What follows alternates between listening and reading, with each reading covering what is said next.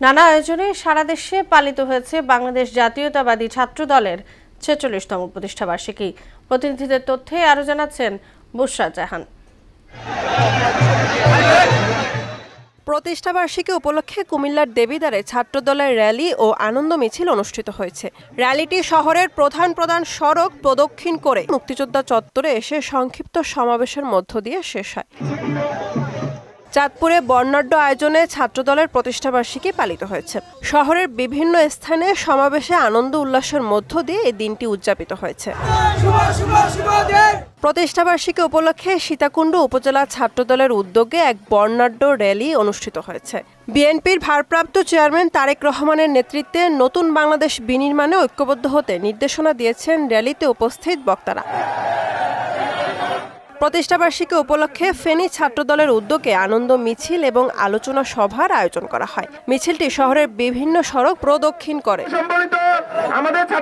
নাটোরের গুরুদাসপুরে প্রতিষ্ঠাবার্ষিকী উপলক্ষে উপজেলা, পৌর ও কলেজ শাখা ছাত্রদলের আয়োজনে র্যালি বের হয়। র্যালিটি সড়ক প্রদক্ষিণ শেষে উপজেলা থানা শাপলা চত্বরে এসে শেষ হয়।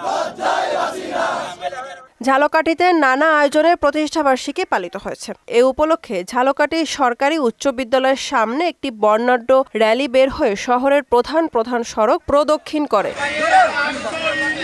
সাতক্ষীরায় জেলা ছাত্রদলের আয়োজনে পোস্ট মোড় থেকে একটি বর্ণাঢ্য র্যালি বের হয়ে শহরের গুরুত্বপূর্ণ সড়ক প্রদক্ষিণ করে শেষ হয়। র্যালি শেষে শহীদ আব্দুর রাজ্জাক পার্কে সংক্ষিপ্ত সমাবেশ অনুষ্ঠিত হয়। ঢাকার কেরানীগঞ্জে ছাত্রদলের ৪৬তম প্রতিষ্ঠাবার্ষিকী উপলক্ষে মডেল উপজেলা ছাত্রদলের উদ্যোগে একটি বিশাল বর্ণাঢ্য র্যালি বের করা হয়। এই র্যালিটিতে কেরানীগঞ্জ মডেল উপজেলার বিভিন্ন এলাকা থেকে হাজার হাজার ছাত্রদলের নেতাকর্মীরা অংশ নেয়। পিরোজপুরের নানা আয়োজনের মধ্য দিয়ে জাতীয়তাবাদী ছাত্রদলের ৪৬তম প্রতিষ্ঠাবার্ষিকী পালিত হয়েছে। জেলা ছাত্রদলের আয়োজনে জেলা স্টেডিয়াম থেকে একটি বর্ণাঢ্য র্যালি বের হয়ে শহরের বিভিন্ন সড়ক প্রদক্ষিণ করে।